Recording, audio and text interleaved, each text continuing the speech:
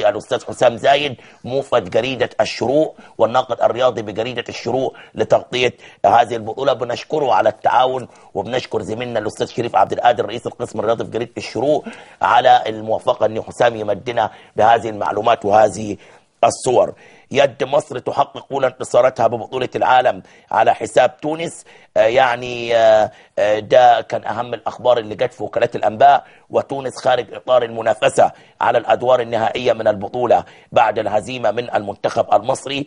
والجزائر تخطف رومانيا في الثانية الأخيرة 15-14. والبحرين تتلقى هزيمتها الثالثة وتنعدم فرصتها في الصعود.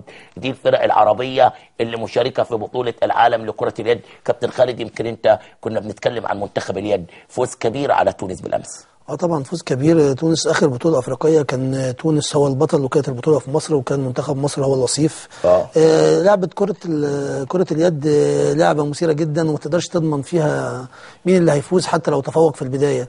هي لعبه يعني هو الفوز امبارح يا كابتن خالد كانقاذ لمجلس الاستاذ هادي فهمي، لان ناس كتيره كانت متربصه لو اتغلبوا من تونس كانت المشانق هتتعلق. يعني حقيقي الاستاذ هادي فهمي من الناس المحترمين واللي هم عاملين شغل كويس قوي في كره اليد، لكن البطوله صعبه، البطوله مش زي زمان، فيها فرق قويه وفرق بتنفق اكتر وبتعمل معسكرات اكتر.